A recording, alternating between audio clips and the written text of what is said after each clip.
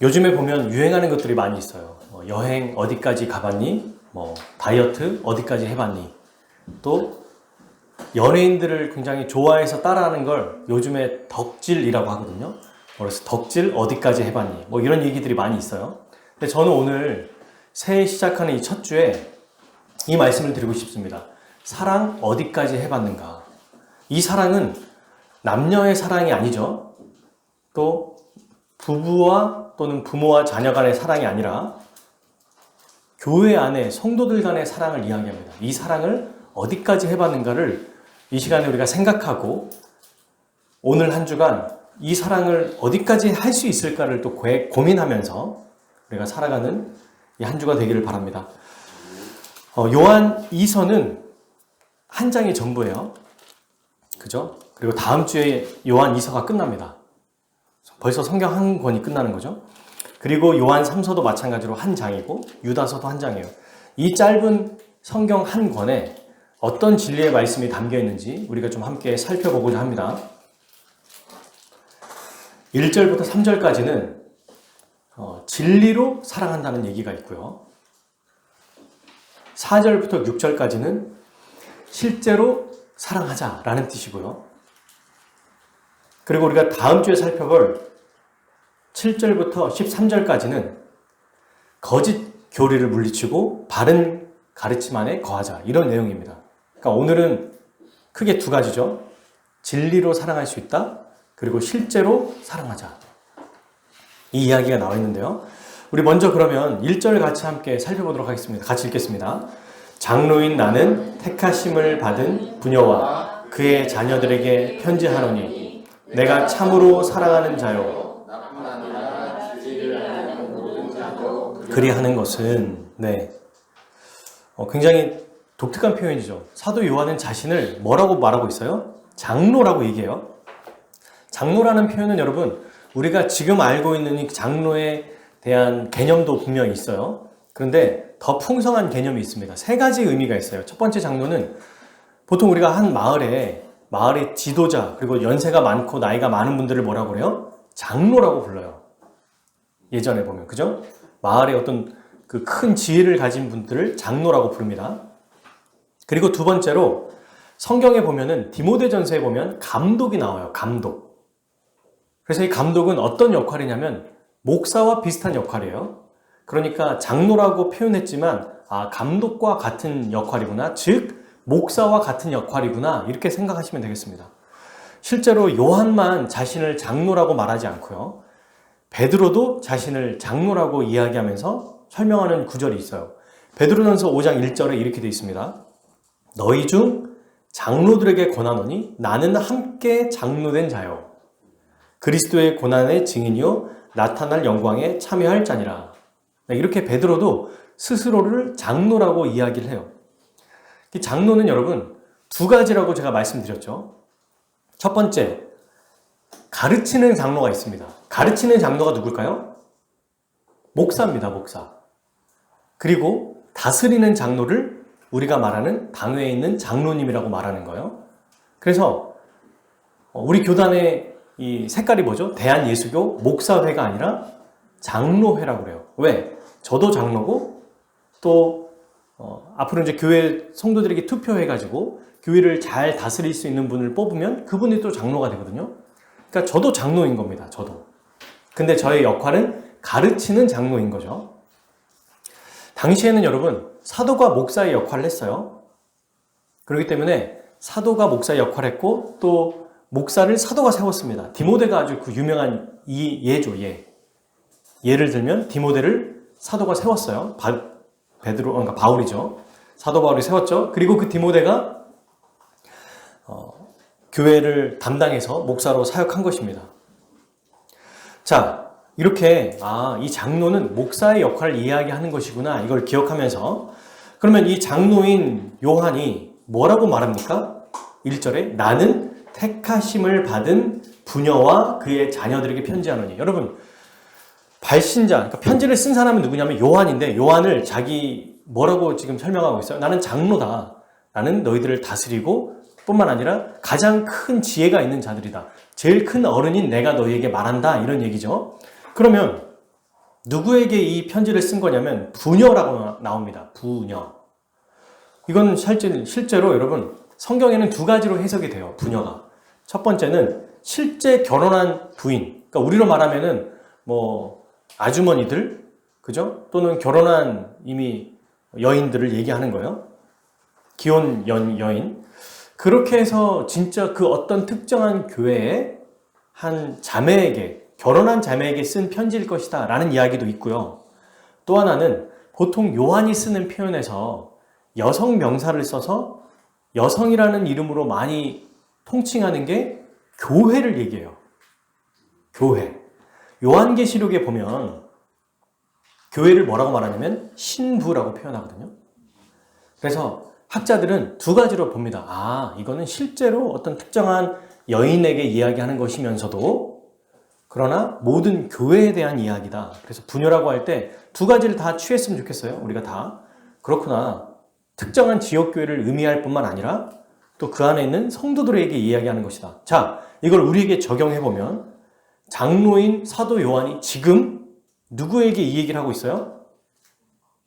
누구에게?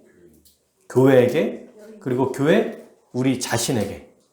그래서 저는 여인이 아닌데요? 저는 결혼 안 했는데요? 그거와 상관이 없죠. 특정한 교회뿐만 아니라 여성, 남성, 아이들, 어른들 모든 사람들을 다 포함해서 이야기한다고 볼 수 있습니다. 자, 그러면 이 사도 요한이 우리에게 무슨 말을 하고 계시는지, 어떤 이야기를 하시는지 한번 좀 살펴봤으면 좋겠어요. 그의 자녀들, 당연히 교회 성도들을 얘기하죠. 성도들의 자녀들, 모든 성도를 얘기하죠. 뭐라고 말합니까? 내가 참으로 사랑하는 자요. 누구를요? 교회, 부녀와 자녀들을 사랑한대요. 근데 뭐라고 하냐면 나뿐만 아니다. 나만 사랑하는 게 아니야. 잘 보세요, 여러분. 뭐라고 돼 있어요? 진리를 아는 모든 자도 그렇게 한다. 이렇게 얘기하고 있어요. 1절에 여러분 엄청난 이야기가 담겨 있습니다. 뭐냐면 어떻게 우리가 사랑할 수 있는지에 대한 원리가 나와 있어요. 여러분, 우리는 어떻게 사랑합니까? 아까 제가 서두에 어떻게 사랑하고 또 우리가 사랑을 어떻게 고민해야 될지를 얘기했잖아요. 사랑 어디까지 해봤냐라고 할 때 우리 인간이 할 수 있는 사랑의 한계는 다 있어요. 사람마다 다 가지고 있어요. 좀 더 희생적인 사람, 이타적인 사람, 여러 사람들이 있지만 실제로 인간이 할 수 있는 사랑은 한계가 있다는 거죠. 자, 그러면 사랑할 수 있는 것은 많은 사람들이 이렇게 생각해요. 타고나야 하는가? 아니면 훈련해야 되는가? 또는 사랑할 수 있는 방법들을 개발해야 되는가? 여러분, 어떻게 우리가 사랑할 수 있죠? 제가 예를 들면 이렇게 한번 말씀드려 볼게요. 여러분, 이제 우리가 새해가 됐으니까 서로 사랑해야 됩니다 라고 말하면 어떤 마음이 제일 먼저 들어요? 그래, 사랑해야지. 그런데 어떤 마음으로? 내 힘으로 사랑해야겠구나. 그러면서 아주 내가 할 수 있는 한계를 생각하고 이 정도까지는 할 수 있겠지라고 생각할 거예요.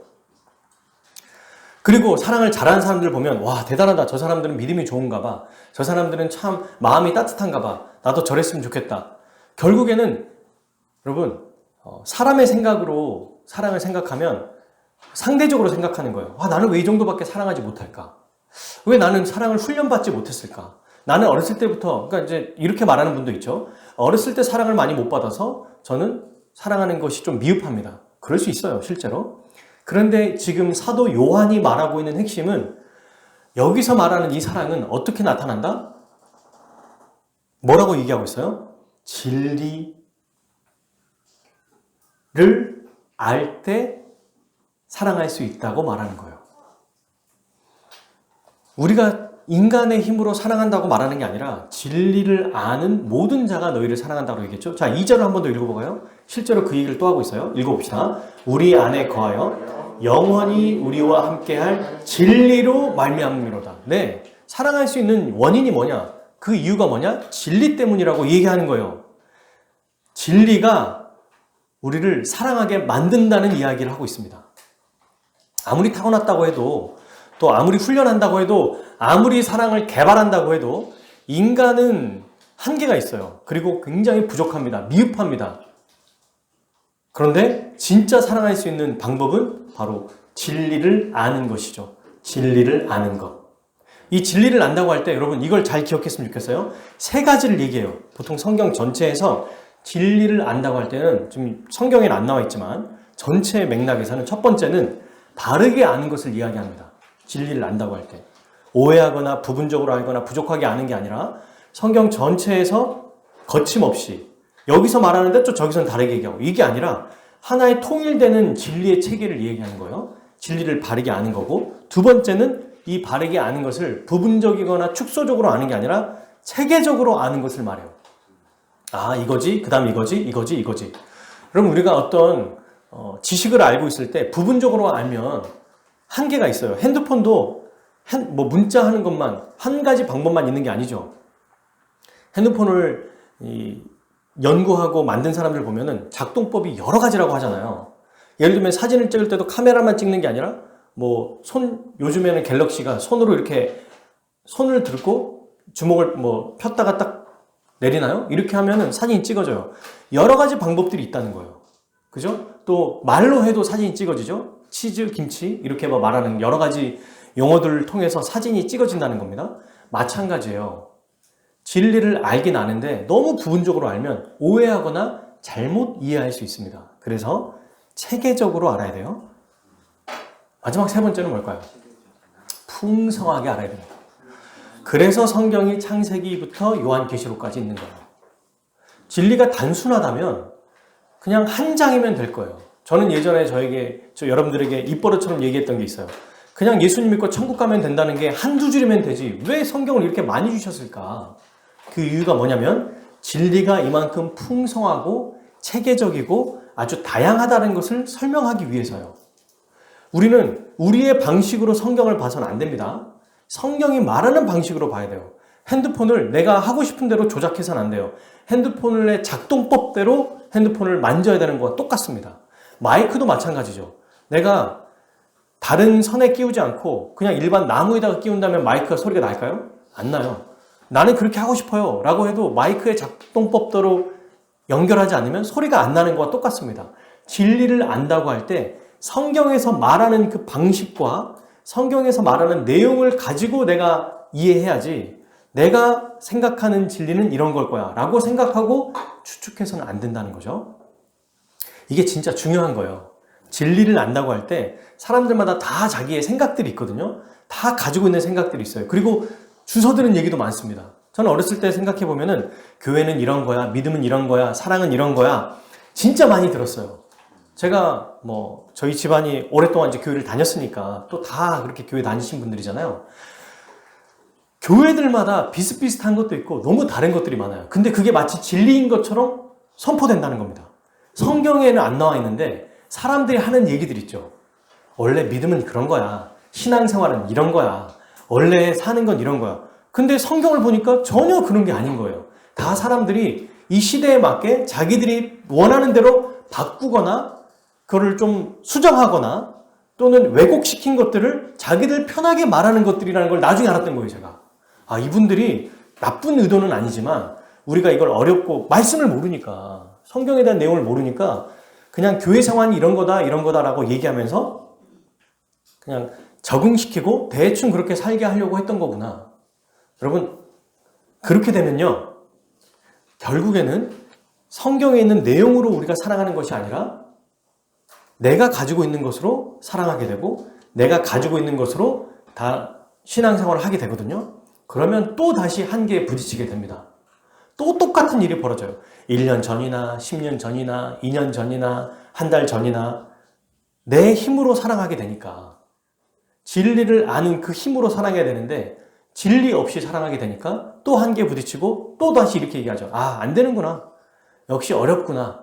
역시 성경은 어려운 이야기구나 라고 포기하게 됩니다. 그런데 오늘 이 1절에서 여러분 고작 요한 2서는 13절까지밖에 없어요. 그러면 한 절 한 절 얼마나 응축시켰겠습니까? 의미를 얼마나 더 많이 담으려고 애썼겠어요? 이 안에 1, 2절이 바로 뭘 설명하고 있어요? 진리를 알 때, 진리를 아는 우리가 너희를 사랑한다. 너희를 사랑하는 이유가 뭔 줄 알아? 진리 때문이다. 근데 이 진리는 우리 안에 있고 영원히 우리와 함께 있는 그 진리 때문이다. 이렇게 얘기합니다. 그러니 우리가 신앙생활을 잘할 수 있는 방법이 뭔지 아세요? 그게 사랑인데 사랑할 수 있는 방법 또한 그런 은혜 이 모든 것을 누가 주시냐면 진리가 주는 거예요. 진리가. 자, 그러면 진리 안에 있을 때 사랑할 수 있다고 그랬어요. 우리 힘으로 사랑하는 게 아니에요. 진리 안에 있을 때 사랑을 한다고 그랬죠. 그럼 진리는 뭡니까? 진리 안에 거한다는 거 말하기 전에 진리는 뭐예요, 그러면? 너무 잘 알고 있는 말씀이에요. 우리 이거 그대로 두고 요한복음 14장 6절 한번 찾아봅시다. 하면서 아실 거예요. 너무 유명한 말씀이에요. 요한복음 14장 6절. 진리를 알 때 사랑할 수 있다고 분명히 얘기했죠. 요한이 그렇게 얘기합니다. 진리를 아는 모든 사람도 그런다고 얘기하죠. 읽어봅시다. 요한복음 14장 6절. 시작. 예수께서 이르시되 내가 곧 길이요 뭐다? 진리요 생명이니 나로 말미암지 않고는 아버지께로 올 자가 없느니라. 네, 진리는 바로 예수 그리스도입니다. 예수 그리스도를 바르게 알고 예수 그리스도를 체계적으로 알고 예수 그리스도를 풍성하게 알 때 우리도 모르게 그 사랑이 우리 안에 들어와 있는 거예요. 이게 여러분 중요한 원리입니다. 진리를 아는 것. 그러면 진리이신 예수 그리스도 안에 거하기 위해서 어떻게 됩니까? 진리 그리스도 안에 있기를 원해서 우리 다시 요한 1서로 한번 가볼까요? 요한 1서 5장 1절. 요한 2서죠. 우리가 보는 건. 요한 1서 5장. 우리 다시 본문으로 가서 5장 1절 한번 읽어봅시다. 그리스도 안에 우리가 거하는 방법 읽어봅시다. 시작. 예수께서 그리스도이심을 믿는 자마다 하나님께로부터 난 자니 또한 낳으신 이를 사랑하는 자마다 그에게서 난 자를 사랑하는 이라. 아멘. 우리가 이거 몇 주 전에 살펴봤던 말씀이죠. 예수 그리스도를 믿을 때 그리스도 안에 거한다는 거예요. 그리고 그리스도를 믿었더니 어떤 일이 벌어집니까? 하나님께부터 태어난대요. 그래서 낳아주신 그 하나님께 낳았는데 하나님이 낳으시니 이분이 누구냐면 예수님이에요. 예수님이고 또 낳으신 자마다 그에게서 난 자, 하나님의 백성들을 사랑한다. 이 원리는 굉장히 단순합니다. 예수님을 믿으면 하나님의 백성으로 태어나는 거예요. 하나님께 난 자가 되죠. 그리고 예수님도 사랑하고 하나님도 사랑하고 그분을 통해 태어난 다른 하나님의 백성들도 사랑하게 된다는 원리예요, 이게. 그리스도 그분 안에 거할 때 사랑할 수 있다고 이야기하고 있는 것입니다.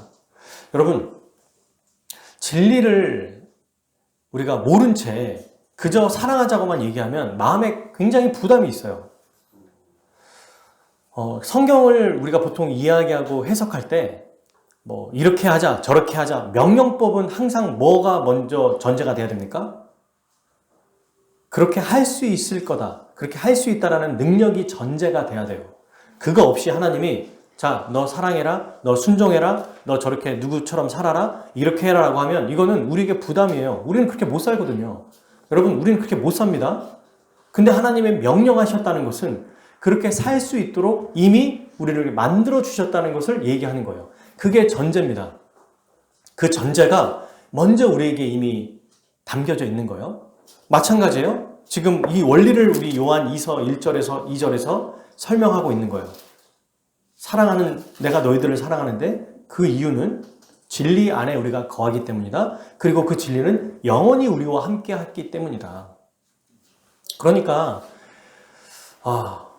이제 내가 올해 새해부터는 더 열심히 사랑해야지 이런 다짐을 해야겠죠. 근데 그 다짐을 하기 이전에 열심히 사랑하기 위해서 뭘 해야 됩니까? 진리를 바르게 체계적이고 풍성하게 아는 것.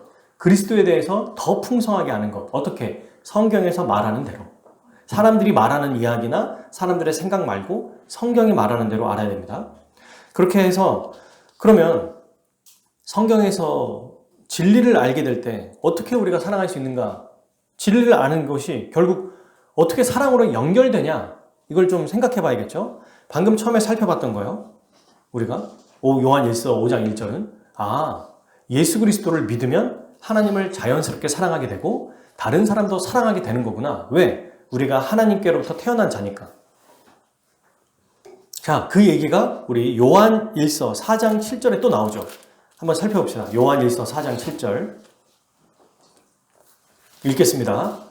사랑하는 자들아, 우리가 서로 사랑하자. 사랑은 하나님께 속하는 것이요 하나님을 알고. 뭐라고 돼 있어요? 하나님께로부터 나서 8절 읽어볼까요? 사랑하지 아니하는 자는 하나님을 알지 못하나니 이는 하나님은 사랑이심이라. 아멘. 이유가 뭐냐면 우리가 하나님께로부터 태어났는데 그 하나님 자체가 사랑이라고 말씀하고 있어요. 그러니까 하나님을 믿으면, 예수 그리스도를 믿으면 사랑 자체이신 하나님의 자녀로 태어나기 때문에 사랑하는 존재로 태어나는 거다. 사랑할 수밖에 없다. 사랑하게 된다라고 이야기하는 겁니다. 그런 존재가 됐다는 거예요. 두 번째, 요한 1서 4장 우리 9절 10절도 한번 읽어봅시다.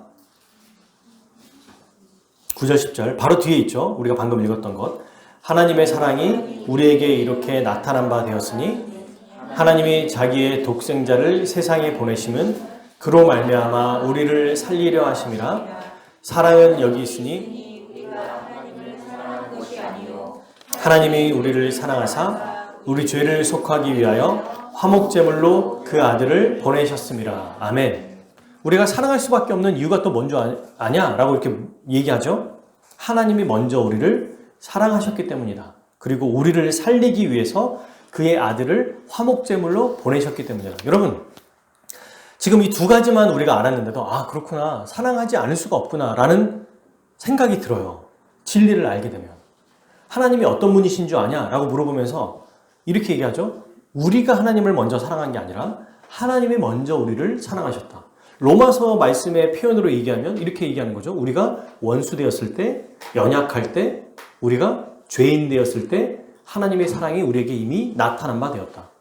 우리가 뭔가를 하기도 전에 우리를 사랑하신다는 거예요. 부모는 자녀가 태어났다는 것만으로 사랑합니다. 이상하죠? 이게 하나님의 사랑을 닮은 거예요. 아니, 아이가 뭘 합니까? 뱃속에서 힘들기만 하지, 엄마를. 그렇지 않나요? 아빠도 고생시켜요. 뭐 먹고 싶은 걸 자꾸 막 얘기하잖아요, 이 아이가. 뭐 아이를 빙자해서 엄마가 먹고 싶은 건지는 모르겠지만 어쨌든 갑자기 뭐 한여름에 복숭아가 먹고 싶어요. 이러면 막 복숭아 백화점 가가지고 막 찾아보고 다들 해보셨죠? 그죠? 뭐가 됐든 한 겨울에 막 수박을 찾고 지금은 너무 잘 돼 있는데 예전에만 해도 그런 뭐 백화점에 이런 게 잘 없었고 있어도 뭐 지금처럼 비닐하우스 용법이 잘 발전이 안 돼 있어서 쉽지 않게 구했었잖아요. 그래서 옛날 이제 우리 어르신들 보면은 막 문 닫혀 있는데 문 두드려 가지고 그 직원분을 깨워 가지고 우리 아내가 너무 먹고 싶어 하니까 좀 이번 한 번만 좀 부탁한다고 하고 뭐 그런 일화들도 많이 있지 않습니까? 그런 사랑들을 많이 해보셨다는 거예요. 근데 그 이유는 뭐냐면 내 자녀기 때문이에요. 이건 어떻게 설명이 안 됩니다. 그리고 또 저희 이제 어머니 아버님도 와 계시지만 손자들을 또 너무 예뻐하세요. 이유가 없어요. 내 자녀의 자녀기 때문이에요. 그죠? 이유가 없다니까요. 할머니 할아버지는 자녀의 자녀기 때문에 사랑하는 거예요. 아니 얘네가 뭐 할머니 할아버지께 뭐를 해드렸습니까? 기쁘게 해드렸습니까? 돈을 좀 벌게 해드렸습니까? 오히려 돈을 갈취하죠. 돈 달라고는 안 하더라도 좀 크면은 뭔가 막 예쁜 짓 해가지고 돈을 더 받으려고 하고 뭐 이렇게 한단 말이에요. 근데 이유가 없어요. 왜? 내 자녀의 자녀니까? 내 자녀니까예요. 이유가 바로 그겁니다. 우리가 왜 다른 사람을 사랑할 수 있냐면 하나님께 태어났고 그 하나님이 사랑이시니까 그 사랑을 받고 자란 거예요. 그래서 장착된 거예요. 그냥 태어나자마자. 다른 사람을 사랑할 수밖에 없는 거죠. 그러면서도 그 하나님이 어떤 분이신지를 더 알게 돼요. 여러분, 자녀가 어렸을 때는 잘 모릅니다. 근데 크면서, 결혼하면서, 나이가 들면서 그거 아세요? 엄마 아빠를 더 이해하는 거? 저는 제가 중고등학교 때만 해도 아버지가 그렇게 썩 친근하지 않았어요. 이렇게 무뚝뚝하신 분이었기 때문에 지금의 뭐 여러분들 우리 봉환 성도님이나 또 유영성 성도님처럼 이렇게 막 친근하게 하거나 서로 잘 지내지 않았고 뭔가 굉장히 무뚝뚝했고 저는 막 이렇게 큰 기억도 별로 없어요. 생각보다. 엄마와 그런 기억들이 더 많죠. 근데 제가 어느 때 충격을 받았냐면 군대를 딱 갔다 와서 아, 아버지가 이런 군대를 갔다 오셨겠구나. 근데 저는 사실 공군이었기 때문에 굉장히 편하게 군 생활을 했거든요. 근데 저희 아버지는 이제 백골 부대라고 그래서 최전방에 굉장히 좀 힘든 곳에 교관도 하시고 이제 뭐 그런 일을 하셨단 말이에요. 그러니까 와, 아버지랑 군대 갔다 와서 처음으로 군대 얘기를 했는데 재밌었어요. 아, 그렇구나. 막 재미가 있더라고요. 막 군대 얘기하면서 그때 막 말이 좀 튀어지고. 그리고 이제, 제가 미국을 좀 가게 될 일이 있었는데, 몇 번 제가 예화로 말씀드렸을 거예요. 근데 아버지가 평생 30년 동안 근무하시고 받은 훈장이 하나 있어요. 그때 당시 노무현 대통령이 받은 훈장.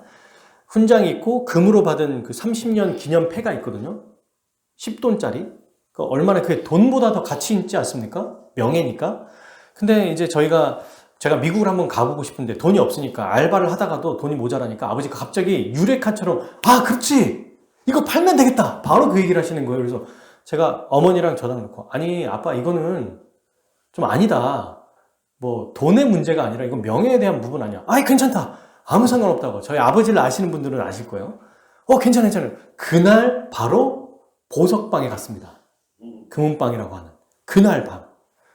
그리고 아버지가 유일하게 관심 가졌던 게 뭐냐면 금리가 오늘이 더 쳐주냐 내일이 더 쳐주냐 이거 봤던 거예요. 그래서 그분이 별 차이가 없어요 요즘에는. 그래서 그날 바로 팔고 제가 그거 받고 미국 여행을 갔거든요. 그때 알았어요. 크고 아버지가 나를 진짜 사랑하시는 거구나. 그리고 결혼하고 제가 제 아들을 낳아 보니까 더 알겠는 거예요.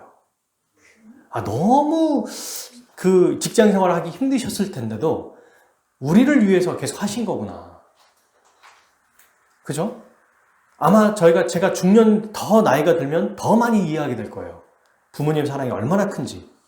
여러분, 부모님께 그냥 태어나기만 하는, 낳기만 했던, 나만 줬던 그 부모도 나중에 이산가족이라서 막 찾아가잖아요.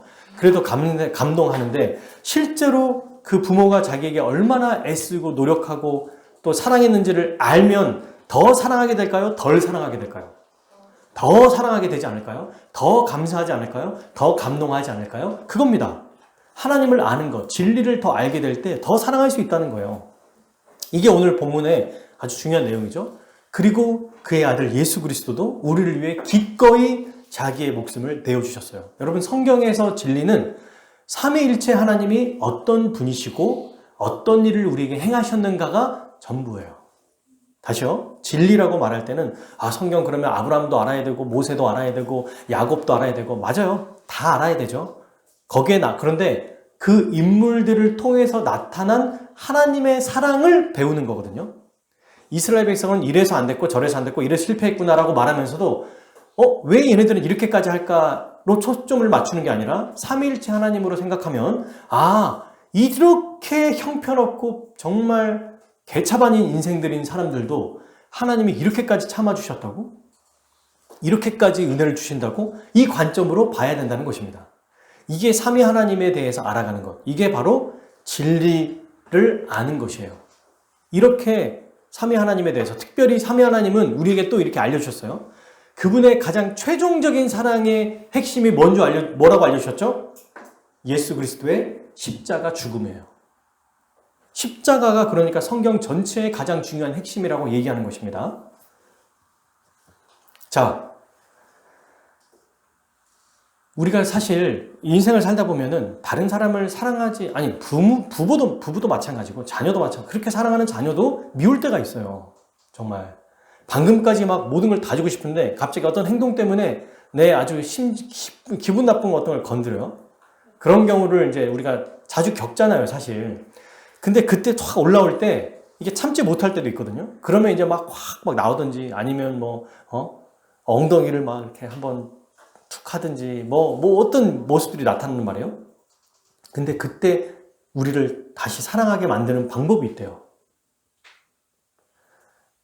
가족도 사랑하지 못하는데 성도들을 사랑할 수 있을까? 나와 전혀 상관없는 사람들을. 지금 여기 있는 게 다 사실 우리가 서로 사랑의 관계를 혈육적으로 맺은 사람이 아무도 없어요, 이 중에. 자기 가족들 빼고는. 근데 교회가 왜 서로 사랑해야 되느냐? 그 이유를 아주 유명한 또 신학자분이 이렇게 설명을 합니다. 제가 읽어드릴 테니까 잘 들어보세요. 말씀이 우리에게 사랑을 생기도록 북돋아 준다고 얘기하는데 이렇게 얘기합니다. 우리의 사랑이 약해지거나 희미해지면 어떻게 해야 할까?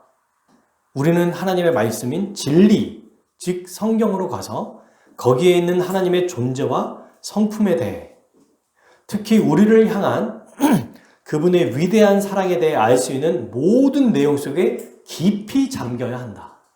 너무 멋있는 표현이죠. 삼위 하나님, 그러니까 하나님께서 어떤 분이시고 또 그분이 우리를 향한 그 위대한 사랑에 대해서 알 수 있는 모든 내용이라고 되어 있어요. 범위가 모든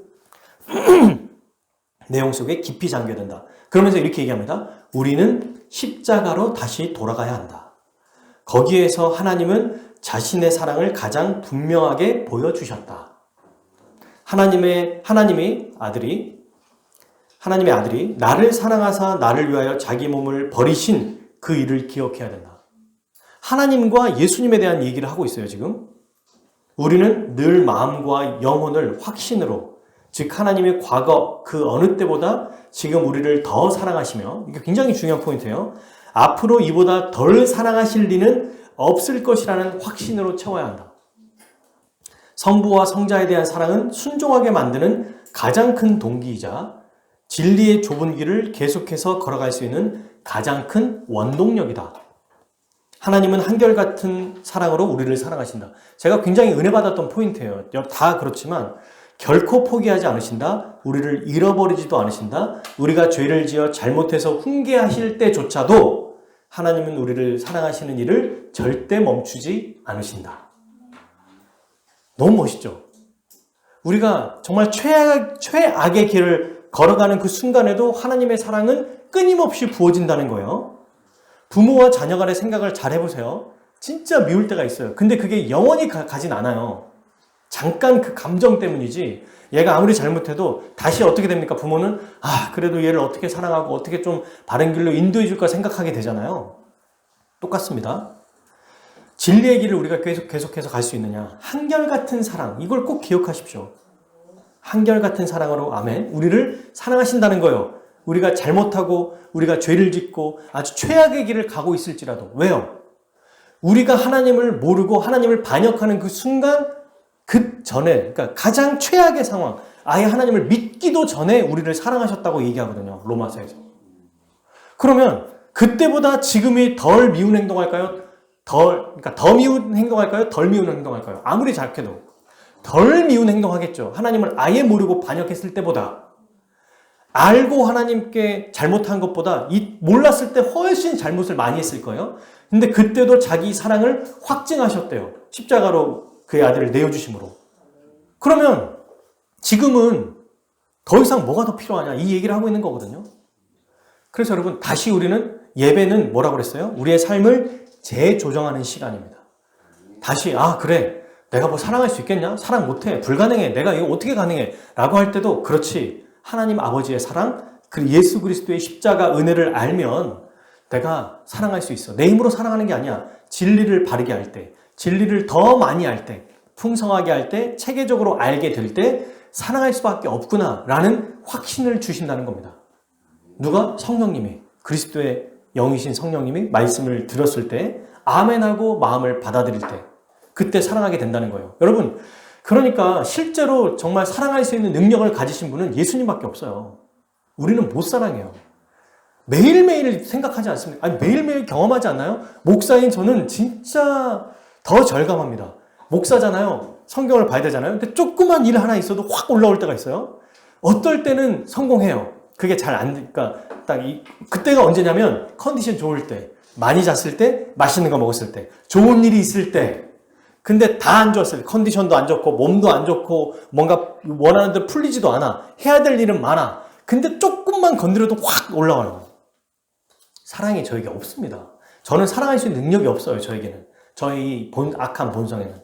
그런데 우리 주 예수 그리스도가 나를 사랑하셔 그의 목숨을 내어주신, 그의 사랑을 온전히 부어주셨기 때문에 그리스도께 붙잡혀 있을 때 온전히 사랑할 수 있는 거예요. 그리스도를 기억할 때. 이 사랑이 바로 지금 요한이 그의 교회에게 이야기하고 있는 것입니다. 자, 그러면 결국에는 여러분, 이 부분도 역시 오해하면 안 되겠죠? 측은지심과 다른 거예요. 불쌍히 여기는 마음을 가지고 있는 많은 사람들이 있어요. 여러분, 해마다 어딘지 제가 장소는 기억이 안 나는데 거기에 그 이름 없는 천사라고 해서 매 크리스마스 때마다 몇 천만 원씩 기부하는 분이 계세요. 그게 TV 뉴스에 많이 나왔고, 한 번은 그거 이제 TV에 나오니까 몇몇 사람들이 몰래 그 주위를 맴돌아가지고 그거를 이제 갈취한 거예요. 가져가 버린 거예요. 그래서 나중에 걸려서 이 사람들이 실제 실형을 살았나? 그 이후에는 이제 계속 철저하게 지킨답니다. 이번에도 여러 일들이 있었잖아요. 12월 달에. 근데도 여전히 이름 없는 천사가 돈을 놔두고 갔고, 어디다 놔두고 갔냐면 트럭 밑에 바구니 놔뒀어요. 이렇게 경찰에다가 전화를 해준대요. 여기다 놔뒀으니 가져가세요. 한사코 자기 이름과 신분을 밝히지 않는데요. 이런 사람들은 참 대단한 사람들이죠. 그러나 이렇게 최고의 사랑을 가진 사람도 그리스도를 믿는 그 진리를 아는 사람의 그 사랑과 그 끝발에도 미치지 못한다는 걸 기억해야 돼요. 인간의 사랑은 아무리 최고의 사랑을 베푼다고 해도 하나님에 대한 그 사랑, 하나님을 알고 사랑하는 사랑과 비교할 수 없다. 진리를 알고 실천하는 사랑과는 비교가 안 된다. 왜냐하면 그 사람이 자기 전 재산을 내어놓지는 않았을 거예요. 빚을 내면서까지 내어놓지는 않을 거예요. 그 빚이 자기 목숨값을 담보하고 대출받아서 내놓지는 않을 거예요. 근데 우리의 사랑은 반대입니다. 나를 희생하면서까지 사랑하는 거거든요. 그게 진리를 아는 자의 사랑이라는 거죠. 자, 그러면 이렇게 진리를 아는 자는 사랑한다고 할 때 여러분 이 진리와 사랑이 어떻게 돼 있어요? 지금 같이 놓여 있어요. 보세요. 한번 여기 우리 3절 한번 읽어봅시다. 시작. 요한이서 1장 3절. 은혜와 긍휼과 평강이 하나님 아버지와 아버지의 아들 예수 그리스도로부터 진리와 사랑 가운데서 우리와 함께 있으리라. 진리랑 사랑을 같은 선에 놨죠, 지금. 그죠? 진리를 아는 자는 반드시 진리 안에 거한다는 게 뭐 안에 거한다는 거예요?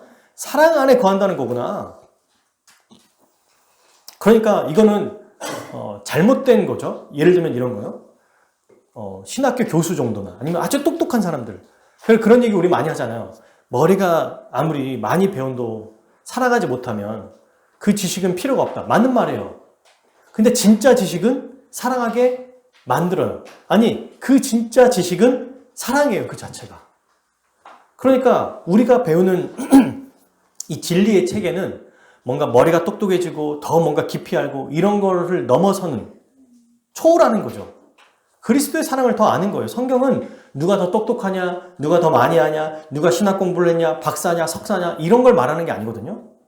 진리를 많이 한다는 것은 체계적으로 하나님의 사랑을 구약에서 나타난 하나님 사랑에 대해서 설명해 보세요.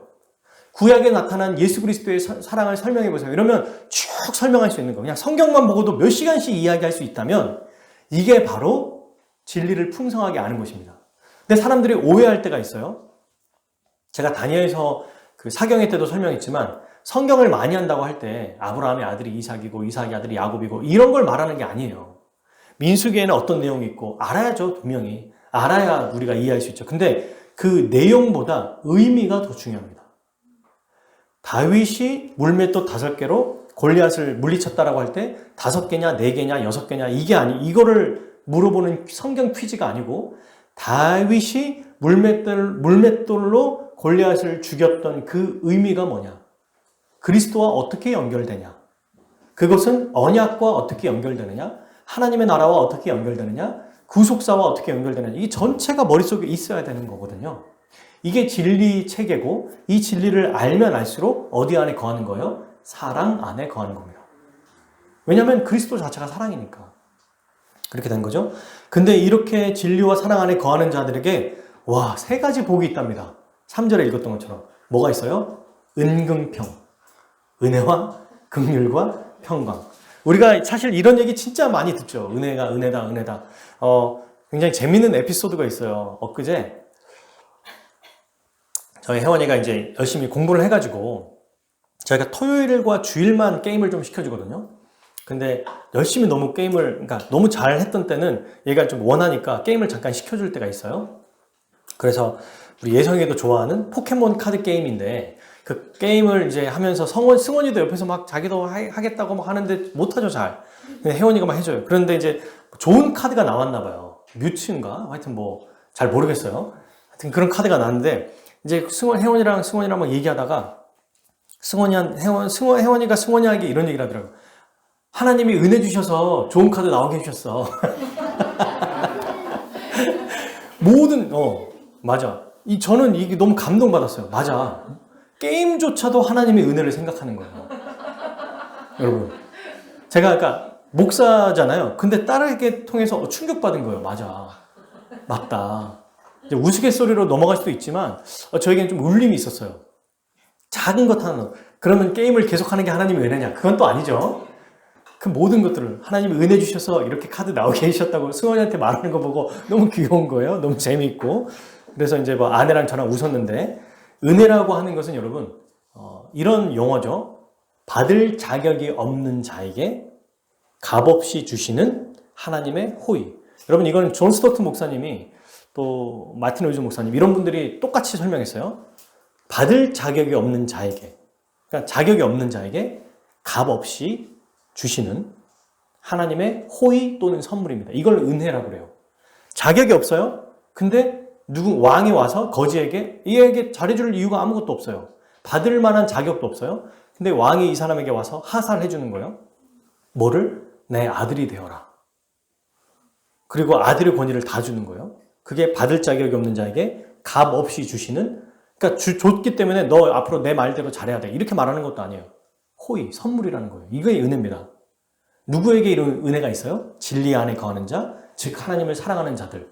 여러분, 진리를 아는 자는 다른 지체를 사랑하게 됩니다. 돈을 쓴다든지, 또 여기에 은사가 있는 사람들이 있어요. 더 잘 섬기는 사람들이 또 있거든요. 그런 사람들은 잘 보세요. 가난하지 않습니다. 이상하죠? 하나님의 원리가 그래요. 잘 베풀면 가난해져야 되거든요. 근데 잘 베풀면 풍족해져요. 이상하죠? 이게 반대적인 원리예요. 그리고 그 사람들은 더 많은 것들을 받을 뿐만 아니라 사람들에게 사랑받습니다. 예수님이 말하시는 원리예요. 높은 자가 되고 싶냐? 가장 낮은 자가 되라. 먼저 섬김받는 자가 되고 싶냐? 섬기는 자가 되라. 그래서 예수님의 원리로 대입해보면 신기하게 이제 이 정도 하면은 우리가 당장 이번 달에 이거 못하고 이거 못하고 이거 못하고 하고 고민하고 있는데 더 큰 걸 주십니다. 그게 은혜예요, 은혜. 은혜를 받은 자들, 진리 안에서 사랑을 하는 자들은 이 은혜를 더 풍성하게 받아요. 이거 얼마나 기쁩니까? 없어져야 되는데 내 머릿속에는 이 정도밖에는 안 될 거야. 이거 말고는 못 살 거야 하는데 다른 데서 또 어떤 은혜가 막 부어지는 거예요. 저는 이런 경험을 지금도 하고 있습니다. 여러분들도 다 그러실 거예요. 어렸을 때부터 쭉 해왔어요. 이번에 아버지랑 여행하면서 아버지도 그 얘기를 하시더라고요. 아버지가 참 정영이 너는 신기하다.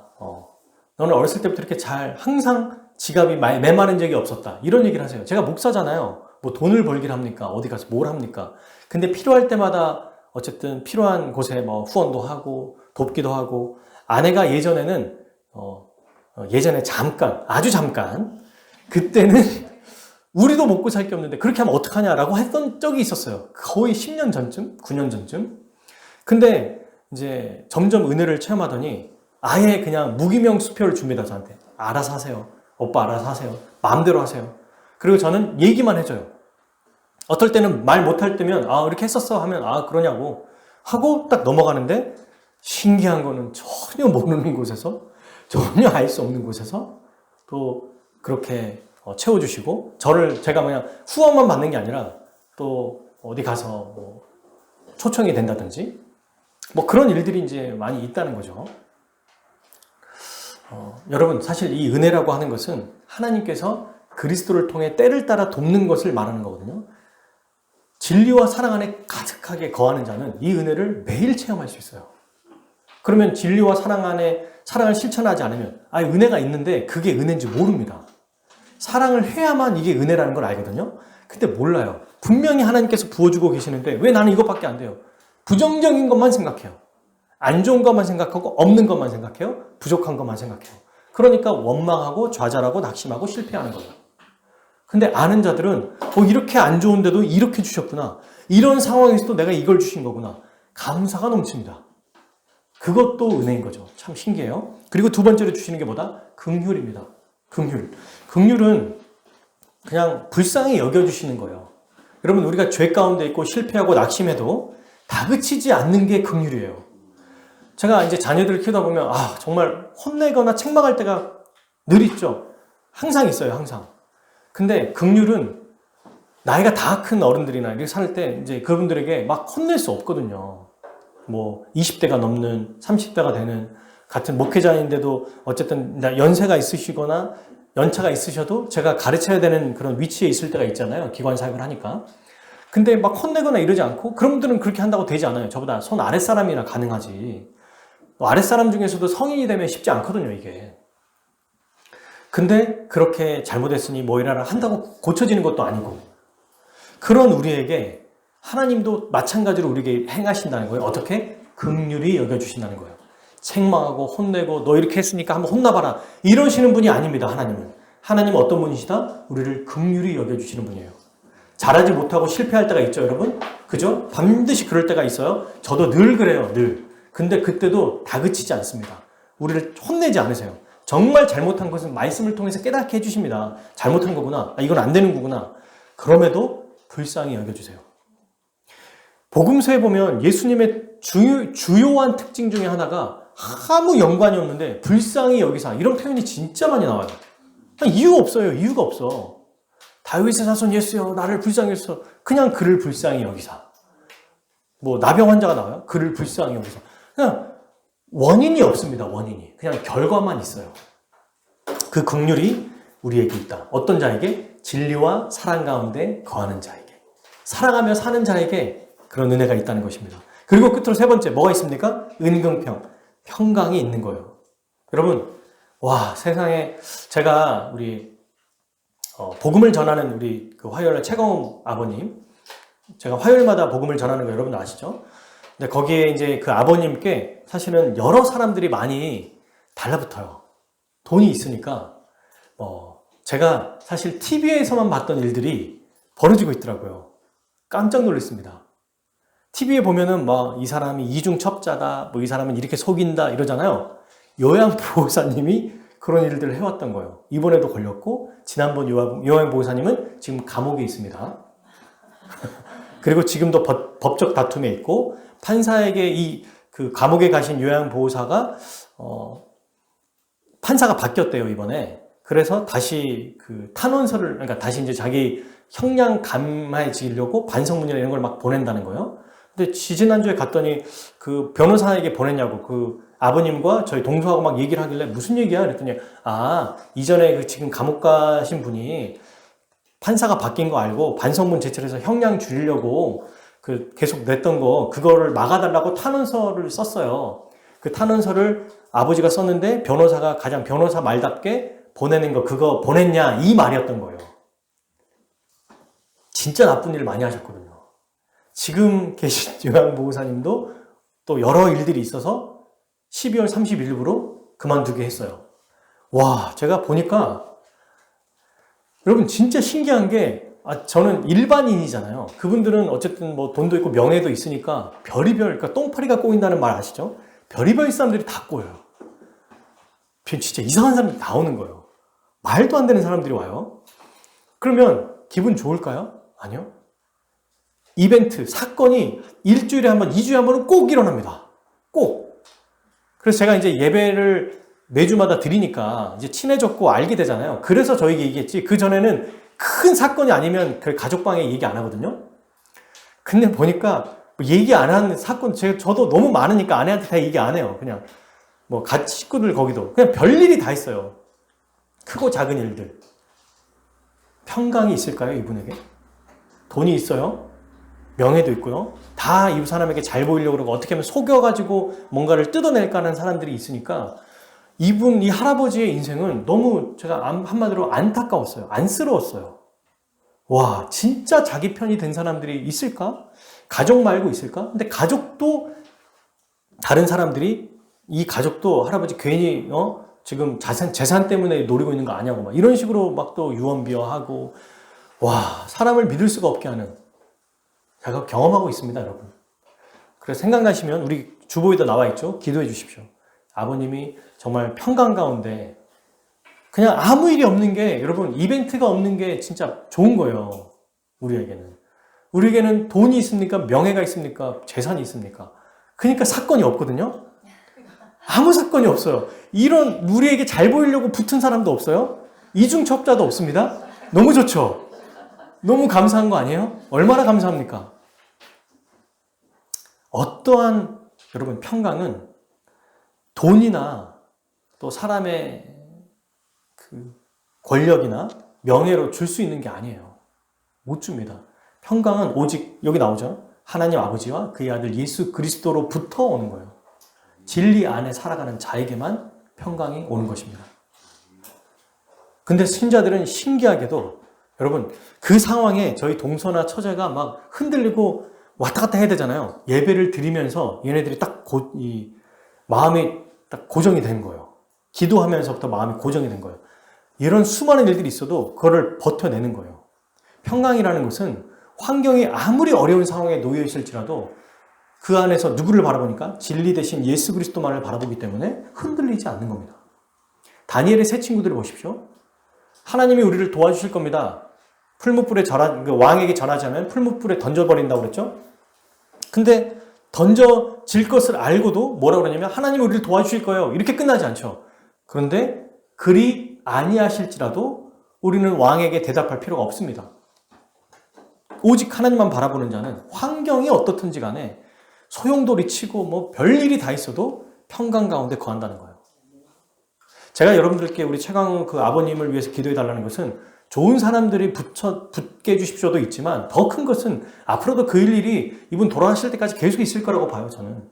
근데 어떻게 해야 되느냐? 그분의 마음을 그리스도의 은혜로 충만하게 채워줘서 어떠한 상황 속에서도 움직이지 않고 고정돼서 평강 가운데 살아가길 원하는 것. 네, 이를 위해서 기도해 달라는 거죠. 여러분 이것은 이 아버님만의 얘기입니까? 우리도 필요합니까? 우리도 필요해요. 돈이 없고 뭐 명예가 없어도 인간은 다 여러분 그런 얘기 하잖아요. 고통 총량의 법칙이라고 그래서 모든 사람이 환경이 다 다르지만 아이들도 스트레스. 우리 승원이조차도 스트레스와 고민이 있어요. 뭔지 아세요? 다음 생일 때는 어떤 장난감을 사야 되느냐. 어떤 장난감을 아빠가 사줄 거냐. 이거 안 사주면 어떡하지? 이런 고민을 해요, 진짜로. 이번 크리스마스 때는 프레지킹이라고 그거를 사줬는데 프레지킹을 사줄 거냐 안 사줄 거냐. 안 사준다가 막 울적해지고 사준다가 막 좋아하고. 아이조차도 스트레스를 받는다는 겁니다, 여러분. 그럼 하물며 인생을 더 저보다 오래 사신 우리 어르신들은 더 많은 고민들이 있으시잖아요. 근데 그 고민을 해결할 수 있는 단방의 방법, 진리 안에 거하는 것.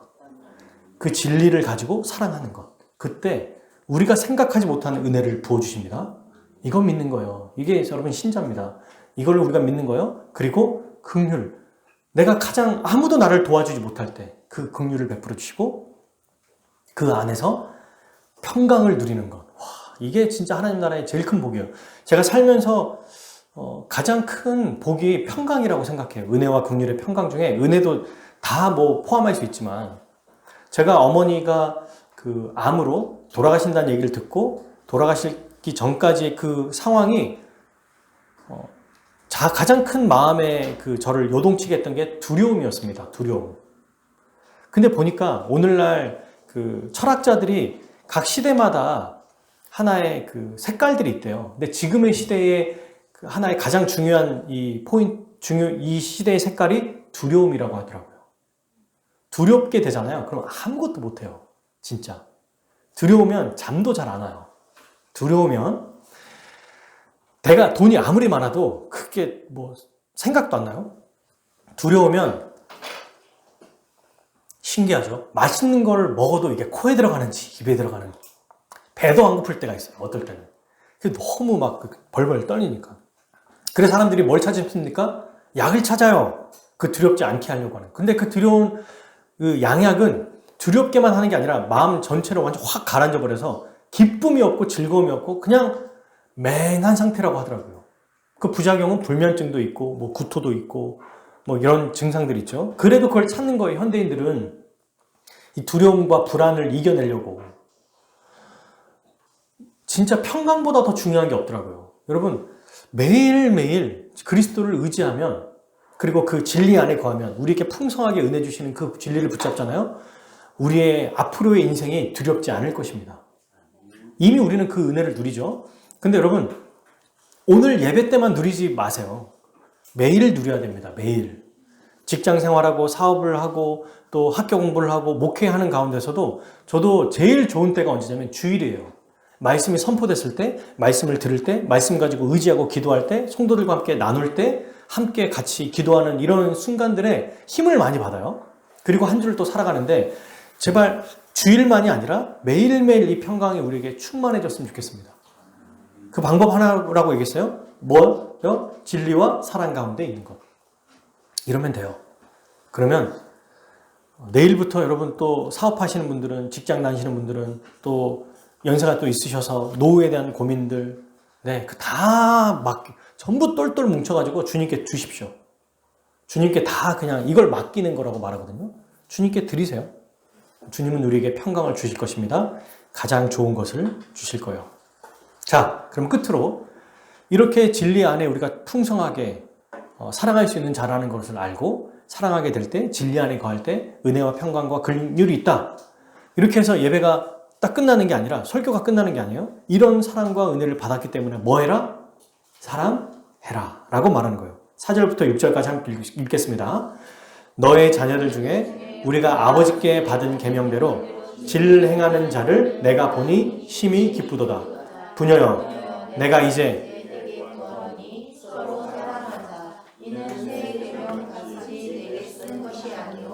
처음부터 우리가 가진 것이라. 또 사랑은 이것이니 우리가 그 계명을 따라 행하는 것이요 들은 바와 같이 그 가운데서 행하라 하심이라. 아멘. 뭐라고 얘기합니까? 결국 사랑하라 라고 얘기하는 거예요. 이렇게 큰 진리와 사랑 안에 너희가 거하고 있지 않니? 삼위일체 하나님의 놀라우신 은혜를 받고 긍휼과 평강을 받지 않니? 그러면 이제 이 평강과 은혜 가운데 사랑해라 라고 말하는 거예요. 4절 보세요. 너희 교회의 자녀들 중에 우리가 아버지께 받은 계명대로 진리를 행한 자를 내가 보니 심히 기쁘도다. 너무 기쁘다는 거예요. 이 사도 요한이 기쁘다는 것은 뭘 또 보여주는 거예요? 하나님 아버지가 가장 기뻐하시는 일이라는 것을 또 보여주는 거예요. 이 말씀을 쓰신 요한을 통해서. 하나님이 심히 기쁘다는 말은 여러분, 하나님께서 창세기에 보면 뭐 해와 달과 별, 그 다음에 땅과 빛과 막 창조하다가 여섯째 날 인간을 창조했을 때 심히 기쁘다고 강조되거든요. 그러니까 이거는 지금 연결해보면 뭐예요? 우리를 창조하신 목적, 그리고 창조해서 창조하는 삶을 우리가 살아가는 이 일상의 삶에서 하나님이 어떤 행동을 볼 때 가장 기뻐하신다? 계명대로 진리를 행하는 자. 그럼 이 보세요. 5절과 6절을 잘 보세요. 뒤에 보니까 새 계명을 내게 쓰는 것이 아니요 처음부터 가진 것이라. 뭐가요? 서로 사랑하는 것. 맞죠? 5절 보세요. 이제 내가 내게 구하노니 서로 사랑하자. 이거는 내가 처음 쓴 게 아니야. 지금 처음 쓰는 게 아니라 원래부터 있었어. 이 얘기하는 거죠. 근데 6절 보세요. 사랑은 이것이니 우리가 그 계명을 따라 행하는 것이요. 계명과 사랑 보면서 계명은 이것이니 너희가 처음부터 들은 바와 같이 그 가운데 행하는 것이라. 5절과 6절의 뒤에 처음부터 들은 것이다 라는 것을 반복해서 뭐와 뭐가 똑같다고 지금 설명하고 있어요. 계명과 사랑이 똑같다는 걸 보여주는 거예요. 지금 요한이. 5절 서로 사랑하자 라고 얘기하죠. 이거는 처음부터 가진 거야. 6절 계명은 이거야. 처음부터 들은 바야. 그죠? 계명을 지키는 게 결국 서로 사랑하는 거구나. 우리 여러분 기억나십니까? 12월 31일 날 우리가 송구영신 때 드렸던 말씀 한번 찾아볼까요? 요한계시록 14장 12, 13절에 성경은 다 연결되어 있잖아요. 그죠? 14장 요한계시록 14장 12, 13절 같이 한번 읽겠습니다. 시작. 성도들의 인내가 여기 있나니 그들은 하나님의 계명과 예수에 대한 믿음을 지키는 자니라. 또 내가 들으니 하늘에서 음성이 나서 이르되 기록하라. 지금 이후로 주 안에서 죽는 자들은 복이 있다 하시매 성령이 이르시되 그러하다. 그들의 수고를 그치고 쉬리니 이는 그들의 행한 일이 따름이라 하시더라. 아멘. 주 안에서 죽는 자는 복이 있다고 그랬고 그런 자들이 어떤 일을 했었어요? 수고를 했대요. 이제는 수고를 그치고 쉬니까 복이 있대요. 이 수고가 뭐다? 행한 일이라고 그랬고 12절에 하나님의 계명을 지키는 거라고 그랬어요. 이 계명 지키는 게 뭐와 똑같아요? 예수님에 대한 믿음을 지키는 거예요. 즉 인내하는 거예요. 자, 이거를 그대로 우리 요한일서 2장 1장 5절 6절에서 뭐라고 말합니까? 하나님에 대해 계명을 지키는 것이 서로 사랑하는 것이다. 서로 사랑하는 것이 바로 예수에 대한 믿음을 지키는 것, 인내하는 것, 우리의 수고로 얘기하고 있어요. 주 안에서 죽는 자들 무엇을 하면서 죽어야 되는가? 진리 안에서 서로 사랑하며 살아가는 것. 이게 우리의 역할이고 목표고 방향이고 우리의 목적이라는 거 요한복음에서도 이미 살펴봤죠. 이걸 한번 제가 읽어드릴게요. 요한복음 13장 34절 35절 새 계명을 너희에게 주노니 서로 사랑하라. 내가 너희를 사랑한 것 같이 너희도 서로 사랑하라. 너희가 서로 사랑하면 이로써 모든 사람이 너희가 내 제자인 줄 알리라. 15장 요한복음 12절 17절 내 계명은 곧 내가 너희를 사랑한 것 같이 너희도 서로 사랑하라 하는 이것이니라. 17절이에요. 내가 이것을 너희에게 명함은 너희로 서로 사랑하게 하려 함이라. 예수님의 모든 명령의 그 압축과 핵심이 뭡니까? 내가 너희를 사랑한 것 같이 너희도 서로 사랑하라. 근데 내가 너희를 사랑한 것 같이가 사실은 사랑의 핵심이죠. 내가 너희를 사랑했다. 내가 너희를 사랑했고 수많은 은혜를 부어줬다. 그 은혜를 받아서 사랑해라 라고 얘기하는 거예요. 사랑하는 여러분, 말씀을 맺겠습니다. 5절에 보면 우리 요한 2서 5절에 이제 내게 구하노니라고 할 때 이 구하노니를 다른 수많은 번역본들에 보면은 요청, 당부, 또 어떤 번역본에는 간청이라고 나와요. 아니 요한이 그의 교인들에게 간청을 한대요. 간청. 사랑하라고. 당부하고 요청할 뿐만 아니라 간청한다는 거예요. 사랑하기를 바란다. 사랑했으면 좋겠다. 이렇게 얘기한다는 거예요. 이 말씀이 오늘 우리에게 주시는 말씀이라고 기억했으면 좋겠어요. 사랑하라고 간청하고 있는, 요청하고 있는, 당부하고 있는 그 하나님의 마음. 이 마음을 기억하면 우리가 좋겠습니다. 사랑할 수 있는 방법, 진리 안에 거하는 거예요. 그리고 그 진리를 바르게 알고 체계적으로 하는 것. 이제 올해부터 새해가 시작됐어요. 그죠? 새해 시작됐고 첫 주입니다. 첫 주, 여러분 너무 잘 오셨어요. 첫 주일날 우리가 어디에 힘써야 되는지를 요한 2서에서 사도 요한이 우리에게 얘기해 주고 있어요. 어디에 힘써야 됩니까? 진리 안에서 사랑하는 것. 진리 안에서 사랑하는 이 사랑을 어디까지 할 거냐? 이 사랑이 굉장히 중요한 것입니다. 진리를 통해 사랑해야 된다는 거죠. 여러분, 이 진리를 통해 알기 위해서는 우리는 날마다 어떻게 되냐면 진리이신 예수 그리스도를 바라봐야 됩니다. 진리이신 예수 그리스도, 그분 안에 거해야 하는 거예요. 진리 안에 거하는 것. 자, 저를 보시죠. 이제 말씀이 마무리되는 거예요. 올 새해 우리가 어떻게 진리 안에서 사랑하며 살 수 있는가 얘기했어요. 진리 안에 거하는 방법, 사랑할 수 있는 방법 여러 가지 얘기했었죠. 바르게 알고 체계적으로 알고 풍성하게 아는 것이 중요하다. 자, 그러면 여러분 저는 이렇게도 얘기할 수 있어요. 그러면 사랑하는 방법 어떻게 사랑해야 됩니까? 여러분 여러 가지가 있겠죠. 내가 할 수 있는 것들을 더 생각해야겠다. 어떤 것들을 도와줘야겠다. 또 물질로 도와야겠다. 그 사람 만나줘야겠다. 기도해야겠다. 여러 가지가 있겠지만 오늘 이 말씀을 꼭 기억하십시오. 진리 안에 거하게 해주는 것도 아주 중요한 사랑이에요. 진리를 보여주는 것, 진리, 그리스도를 자꾸 붙들게 해주는 것, 그리스도를 바라보게 해주는 게 사랑할 수 있는 우리 가장 큰 우리의 사랑의 모습이라는 거예요. 즉 그리스도를 보여주는 거예요. 여러분, 우리 성도들 중에 누군가 힘들어요. 위로도 해줄 수 있고 또 맛있는 거 사줄 수도 있고 다 할 수 있어요. 근데 그것보다 이야기를 나누면서 뭘 해야 됩니까? 진리를 바라보게 해줘야 되죠. 진리이신 예수 그리스도를 보게 해주는 거예요. 상담하면서 이야기하면서 다 잘 될 거예요. It's gonna be okay. 다 괜찮아요. 그게 아니라 그리스도가 계시기 때문에 예수 그리스도가 있으니까 괜찮아요. 그리스도를 의지합시다. 그리스도 안에서 우리가 살아갑시다. 이러면 되는 겁니다.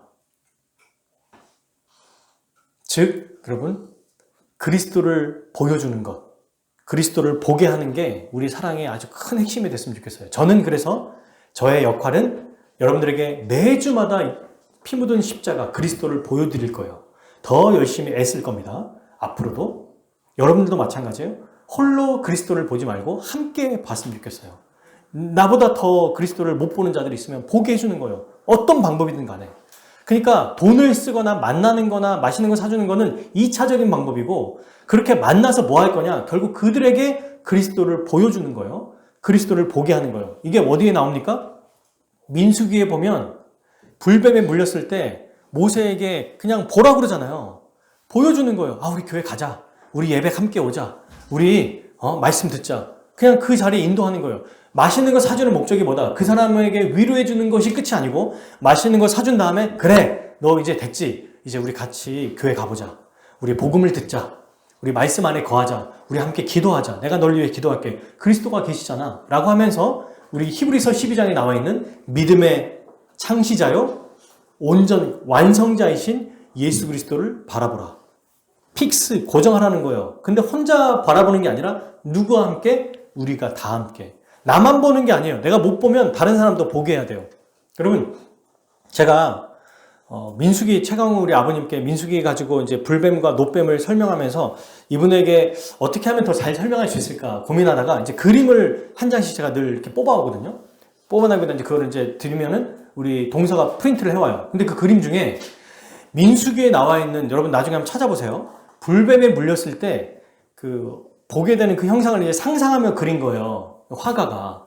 근데 뭐가 있냐면, 자기는, 그러니까 산 사람들이 지금 물려 죽은 사람들을 같이 그리스도를 보게 만드는 거예요. 어린 아이 있죠. 아주 갓난 아이들을 엄마가 그냥 노뱀을 보게 이렇게 딱 치켜드는 게 굉장히 인상 깊었어요. 애들은 못 보잖아요. 아기니까. 그냥 땅만 보고 있을 거 아닙니까? 그 애를 높이 들어서 불뱀 보게 하는 거예요. 애가 이렇게 눈으로 보게. 애가 뭘 합니까? 이게 여러분, 우리가 진리를 보게 하는 거예요. 그리스도를 자꾸 보여주고, 그리스도에 대한 얘기를 하고, 그리스도의 사랑을 전하고, 우리가 보여주기 이전에 전하는 거예요. 복음을 말하고, 전하고, 그리스도를 보여주는 것. 그리스도를 볼 때 믿음이 생깁니다. 그리스도를 볼 때 믿음으로 살아갑니다. 그리스도를 볼 때 믿음으로 완성되는 최고의 삶을 살아가요. 이 일들을 우리 새해에는 더 열심히, 그래서 기도와 말씀은 당연하지만 그리스도를 보게 하자. 그게 누구에게? 우리 교회 성도들뿐만 아니라 여러분들 가정의 자녀들에게, 또 어머니, 부모님에게, 내 사랑하는 사람들에게 그리스도를 보게 해줘야 됩니다. 그리고 우리 교회 성도들 중에서도 좀 아직 복음에 대해서 잘 모르거나 아니면 뭔가 체계적으로 잡혀있지 않거나 이런 사람들에게 왜 저러는 거야? 이 아이들은 왜 이렇게 이런 부분들을 잘 모르는 거야? 이러지 말고 그들에게 잘 보여주면 되는 거예요. 그리고 잘 설명하면 되는 거예요. 그들에게 잘 이해시키면 되는 거예요. 우리 교회는 그래서 존재하는 겁니다. 여러분, 우리는 그렇게 그리스도를 보게 하는 게 바로 최고의 사랑이라는 걸 기억하고 먼저 우리가 봐야겠죠? 말씀을 통해서. 그리고 함께 보자고 얼굴을 들이매는 거예요. 여러분, 억지로라도 아기를 들쳐업듯이 그 사람과 함께 어깨동무하건 그 사람 팔을 잡던 가랑이를 자꾸 붙잡고 늘어지든 그리스도를 보라고 말해주는 것. 그 그리스도를 보여주는 우리 교회, 화목교회 되기를, 또 저와 여러분 되기를 주님의 이름으로 축복합니다. 아멘.